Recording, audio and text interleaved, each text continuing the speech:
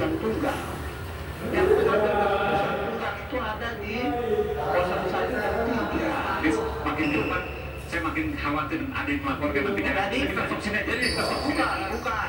Jadi percayalah bahwa dalam manusia demokratis, semua orang bebas bicara, tapi kalau bicara Ketika nanti misalnya oh itu sudah pasti dan saya tidak akan kritik kalau Pak Prabowo pasti saya akan lakukan itu.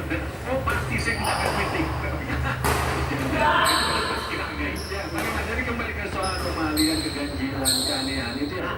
Ini belajar ini Pak Guntur ini lebih banyak bilang anomali pemilu kali ini dibanding 2019. Jawab oleh Tunggal Rocky. Saya pemilu kali ini tentu saja. Bang Rocky, gimana pemilu kali ini? Mau nggak? Saya nanya Bang Rocky jawab dulu. Singkat aja. Ya saya takut menjawab macan, menjawab kucing saya berani. Berarti Bang Rocky takut menghadapi kucing kadang-kadang ibarat gajah kan. Gajah nggak pernah serut Pak, tapi serut bisa mengingat gajah. Jadi kalau misalnya gajah, Karena itu metafornya dimengerti. Kucing itu punya 9 nyawa. ya soalnya. Jadi pertanyaan saya, Maksudnya apa bro? pemilu kali ini begini. Saya mau nanya pemilu kali ini dari 2019. Saya tunggu Pakai persoalan. ini saya jawab dulu. Saya mau jawab pemilu kali ini lebih buruk dari 2019 nggak? Jujur atau tidak? Bagaimana? Bukan dibandingkan.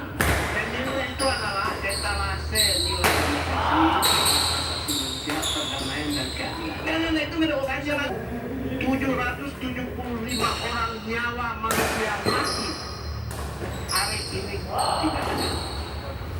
Ada, ada hukumnya. Anda jangan Berapa? Anda jangan. Ya, dari sisi kuantifikasi angka.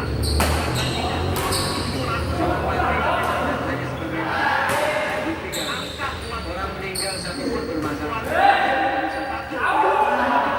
2019, Rocky Gerung dan Talis Pigai dilapori polisi diperiksa. Bahkan Pak Prabowo calon presiden lagi. Saya bilang ngapain Pak? Saya calon presiden baru mengkanti. Dia bilang oh saya gertak aja. Jadi hari ini yang dianggap kriminalisasi cuma satu orang namanya Herman Jackson. Hari ini pemilu kali ini yang dianggap kriminalisasi hanya satu orang namanya 2019 berapa puluhan orang ini Rocky saya kasih contoh. Jadi data ini Pak mau pakai data yang tadi data dari media. Tapi saya nggak setuju kalau bicara soal perkembangan angka. Itu cacat dalam demokrasi. Ya itu nyata. Saya sampaikan tadi. Semua orang berani. Saya bilang Hanya begini. lebih sedikit. Kalian mau ajukan bukti KKN vote yang diambil dari cuplikan media. Tuh, ada sampai hukum sudah sampai. Semua media dokumen apapun harus satu di pengadilan. Bahwa dulu dalam itu dan media-media itu bisa baru diadu. Kalau hanya sekedar ini, sayang banget Ada yang dilaporkan dan lain sebagainya. Silakan. Ya kalau soal angka TPS ada berapa jumlahnya?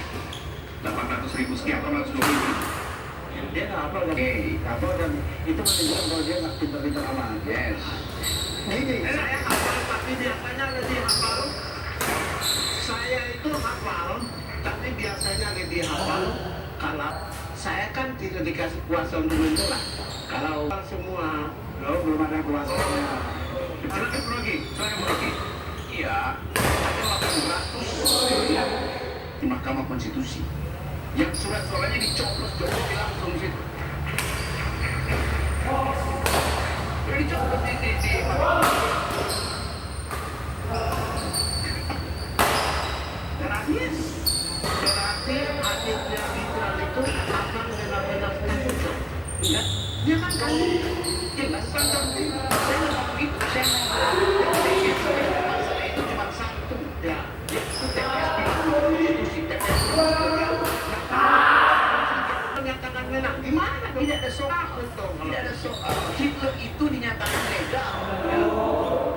Jadi yang disebut kecurangan itu bukan sekedar data kuantitatif, tapi perspektif orang sama pintu masuknya. Jadi saya terus mengatakan bahwa derivatifnya kita tunggu di kota-kota suara. Tapi keputusan Mahkamah Undang. Saya itu tahu betul putusan Mahkamah Konstitusi itu ya sebenarnya nggak sopan ya ketika kemudian diumumkan karena belum ada kesepakatan di antara 5 hakim yang mengabulkan. Dari 5 hakim yang mengabulkan itu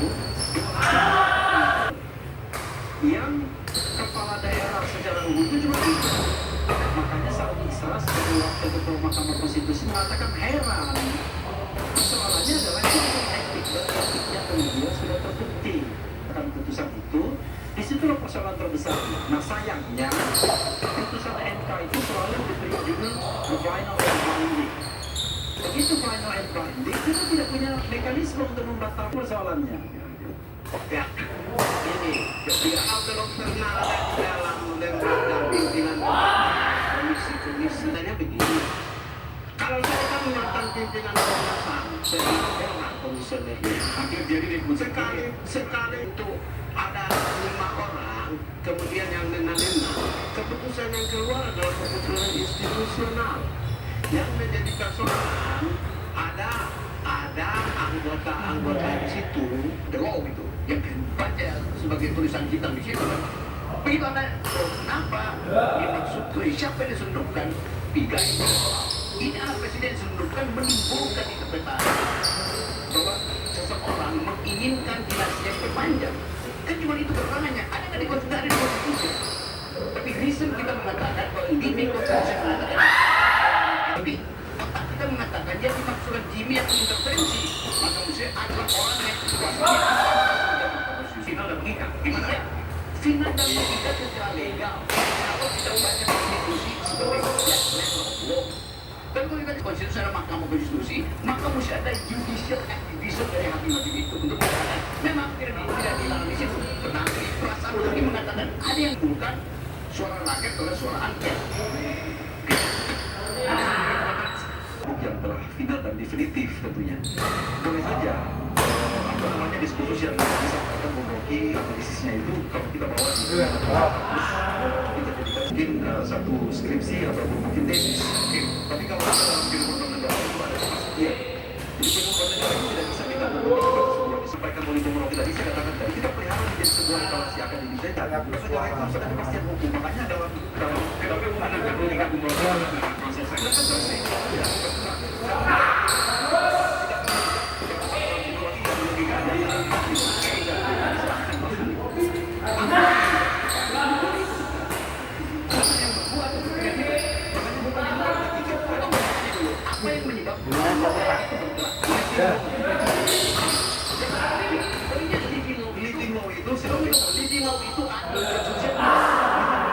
Supaya negara bergerak yang pas itu berhenti. makanya saya katakan dalam mengambil keputusan itu satu decision. Ngerti saya, tapi lu bilang tadi supaya negara bergerak kepastian hukum. Di mana kita Kamu saya tanya, yang menggerakkan negara itu positif legal reasoning atau yang tadi yang Anda sebut sebagai living constitution? Ada bilang living constitution. Living constitution itu tertulis dalam konstitusi. Tertulis nggak? Living law tidak tertulis. Itu tidak tertulis ini. Kenapa di Anda bukan orang ini loh? Sebuah keputusan atau Itu yang saya tuntut makanya saya katakan tadi bahwa forum perdebatan bersama komisi itu harus selesai. Terlepas yang disampaikan oleh Bung Rocky tadi. Sebenarnya jadi disampaikan Bung Rocky tadi. Saya bahas soal itu. putusan 90 itu terlepas dari kali buruknya. Dia menjadi hukum. enggak, saya nggak peduli itu. Persoalan nantinya. Kita lanjut ini urusan lain. Tidak peduli sama kami.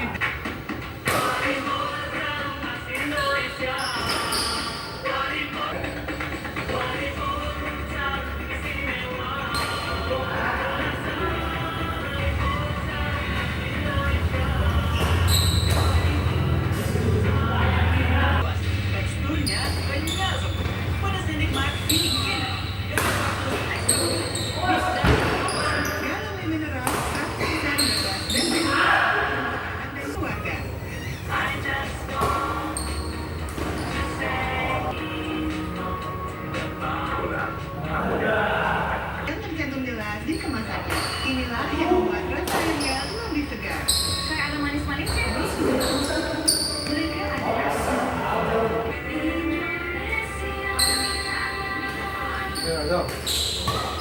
Apa tuh dapnya?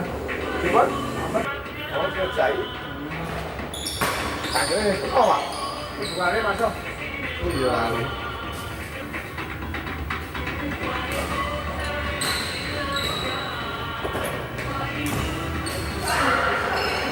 Kepala dan demam. Dewa Sekondi.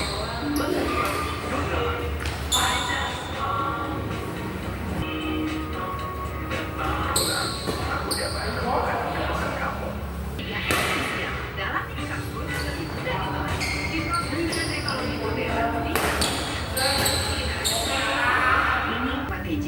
Baik diminum kapan aja, dipanen di alam, dikemas di Indonesia. Barang buat PJ, enak aman, yakin.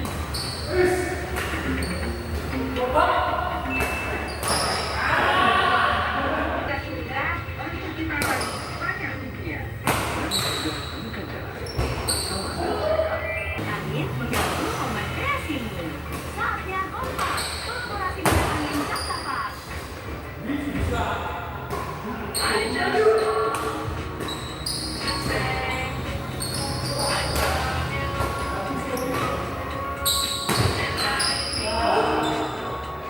Akhirnya harus kompak nih. Jangan biarkan masuk angin mengganggu momen kreasimu. Saatnya Madi lama tadi nunggu. Saya ingin tanya, pertanyaan saya sama, tapi tidak mesti pengamat.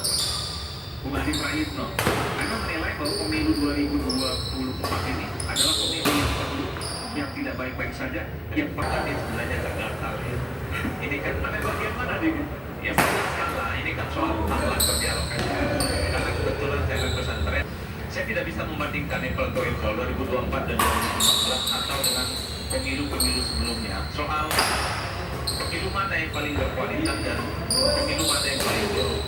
Satu hal, di 2024 ini saya tahu ini tidak terjadi di 2014 dan tidak pernah terjadi dalam pemilu langsung pasca reformasi. Sejak pemilu kita cacat bawaan. Karena ini adalah cacat bawaan, saya hak yakin ini akan melampaui siapa yang menang. Jadi oke, kalau menang bisa tanya gini, saya cacat bawaan itu satu hal. Tapi apa indikasi-indikasi kecurangan kalau kita menggunakan terminologi undang-undang dan hukum sulit untuk dibuktikan. Sulit untuk dibuktikan kecurangan. Indikasi-indikasi kecurangan itu banyak dan nyata. Misalnya soal politik uang. Misalnya indikasi kan dibuktikan, tapi banyak indikasi itu kontradiksi. Betul, satu Iman, dalam undang-undang itu disebutkan bahwa politik uang itu adalah memberikan uang dan zaman untuk mempengaruhi pemilih. Itu bukan politik. Dan itu yang terjadi di depan mata kita. Kalau ada calon nanti sebab nanti untuk mengajak satu dibawa ke Mahkamah Konstitusi. Ini dianggap bukan pelanggaran. Kalau ada calon nanti minum gratis, makan gratis, kurus gratis, jangan pernah berharap ini dianggap sebagai sebuah pelanggaran. Terjadi itu saat ini. Oleh karena itu, ini salah satu pemberian logistik. Kalau itu diniatkan untuk tidak mendukung salah satu calon dalam transaksi pembeliannya, itu tidak bisa dianggap sebagai sebuah pelanggaran dalam pemilu. Ini logisnya. Saya kalau mengatakan di depan siapapun termasuk mahasiswa di kelas, DPR dan pemerintah harus membuat regulasi yang jelas soal politik uang. Satu, politik uang memberikan produk niat nggak saja bukan pelanggaran bisa ditindak. Yang kedua, masih berat. Pemberian itu tidak boleh dilakukan jelang pemilu. Ini kan baik. Orang kelihatan mau bagi-bagi ke orang, mau pemilu. Makanya saya bilang, pemilu tiap setahun sekali. Karena kalau pemilu tiap tahun, banyak orang yang tiba-tiba, nah kasih sembako, nah kasih peluru,